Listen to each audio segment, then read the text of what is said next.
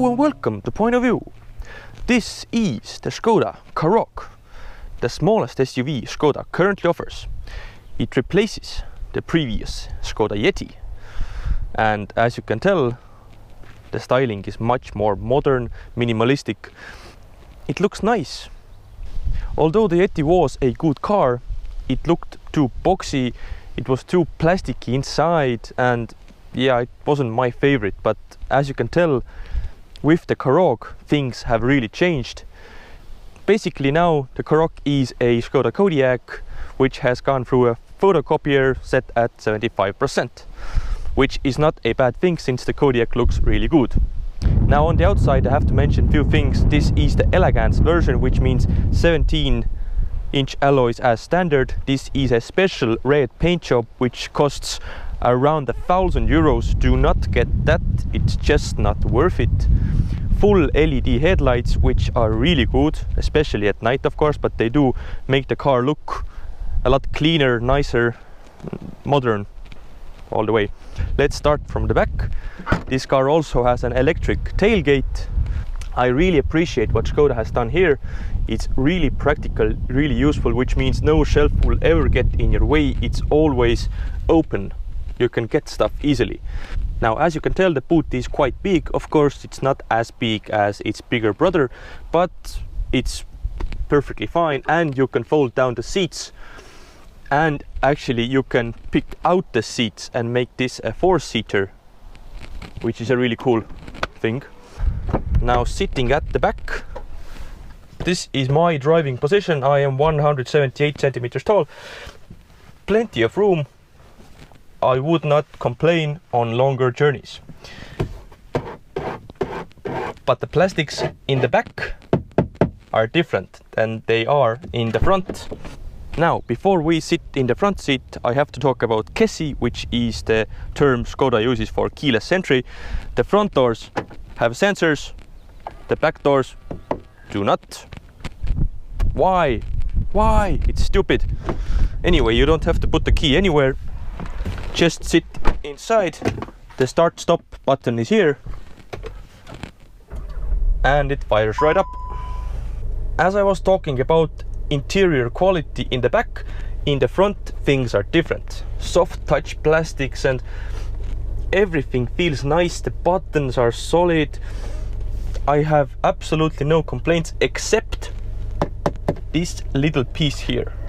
I mean, in reality, I'm not gonna care if the bottom side of the door is plastic. It's okay. Most cheaper cars are like that, but the handle, really? You couldn't have made it better? Anyway, as you can tell, this car has the optional leather and Alcantara seats, and sport seats, I might add. These are really comfortable, but are they really worth the €1,300 price tag? I'm not sure. I really am not sure. Continuing on with the options, this car is basically fully loaded. I mean, yeah, there are some options missing, like 19-inch wheels and stuff like that, but panoramic sunroof, another really great option, but expensive. Do you need it? I'm not sure. And continuing on with the middle section here, this is the biggest screen Skoda offers, 9.2 inches. I'm not a fan of the big 9.2 inch screen. I mean, if I got this screen with a used car, I wouldn't say no, but buying it new, it just doesn't make sense. If you get the Ambition or the Elegance versions of this car, you get the 8-inch screen, which is something like this, which means you also have buttons here and buttons here. And the key feature is you have a volume knob. I simply can't understand why you didn't use a volume knob on this screen as well. I wouldn't complain about this screen at all, I think, if it had a volume knob. Just be happy with the standard screen, and that's that. I like what Skoda has done on the climate control panel. They have gone a Kodiaq way. You have this off-roady like buttons down here, simple layout on the climate control, heated seats, etc. Very nice. Down here you have 2 USB ports and a charging port for your mobile phone. Charging? Yep, charging. and you also have a nice small DSG automatic gear knob. The gearbox itself is very good, but I like the gear knob as well. It's chunky, it's big, it's nice to hold in your hand. Very nice, very nice. Now you have your mode selector down here. This is of course an optional extra. It isn't standard, but you can choose between eco, normal, sport, individual and snow. This is quite possibly one of the first cars that I like using eco mode. Now talking more about the engines, this is the 110 kilowatt four-wheel drive 2-liter diesel. It's not the best engine. Listen to it. It's not bad, but it still has a diesel rattle, and I'm sorry, with my money I just couldn't buy a new car that cost this much and sounded like that. Also bearing in mind that the 110 kilowatt petrol engine, which is the 1.5 liter, is almost as frugal as this diesel. I mean, if you buy the petrol, the average fuel consumption is 6 and maybe a bit more. If you buy this diesel, it's 5. 1 liter is the difference. Talking about other engine options, there is a 1 liter petrol that is way underpowered. Do not get that. And then there's the smaller diesel. Same goes to that. It just won't accelerate as quickly as a modern car should. If you get 1.5 petrol 0 to 60 in 8.4 seconds, that is seriously quick actually for a small SUV that doesn't cost like $1 million. And talking about cost, the diesel is more expensive anyway. The 1.5 petrol Elegance is around 25,000 euros. This 2-liter diesel is around 29,000 euros. We should also mention the price of this car.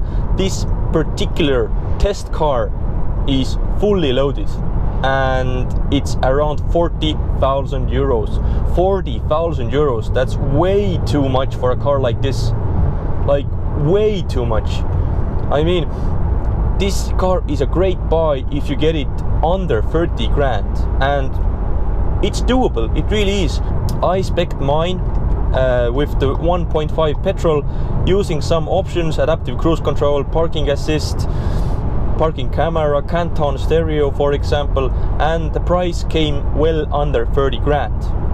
And also bearing in mind, that's not with the discount. If you get the discount, which you most probably will, it will be even cheaper. There are 3 stages of Karoqs you can buy.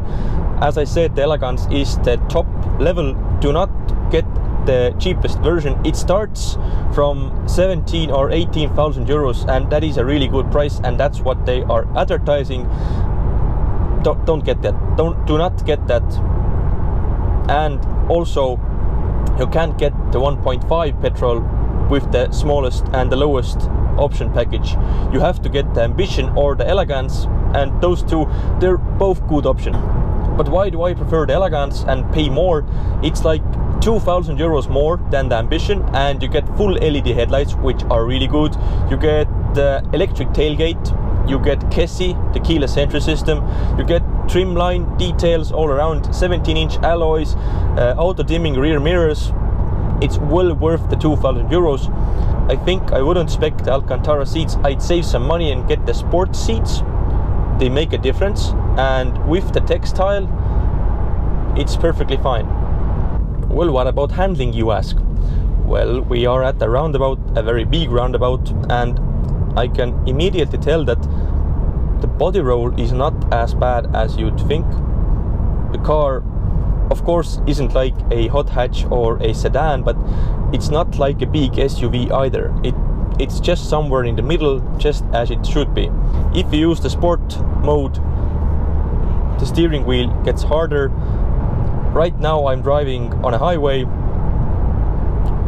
110 kilometers an hour. The wind noise, the road noise, for a Skoda, it's couldn't ask for more really. I also have lane assist in this car, so I can basically, let's see if it works. Yep, using no hands, no feet, and the car is steering by itself. On an everyday basis, I think the lane assist as a system currently doesn't work. It's more annoying than helpful. It's still sort of twitchy and yeah, it doesn't help, but now it's telling me to take over steering, but it's still steering for me. See, it's still keeping me between the lines. As I said, it's more of a distraction really. What I do like is the blind spot and some other safety features like front assist, etc. I appreciate these systems because you never know when you're gonna need them.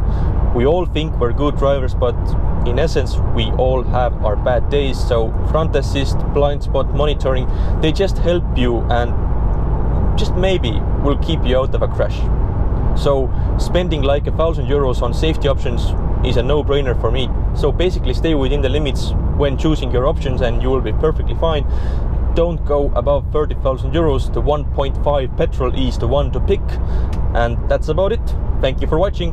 Goodbye.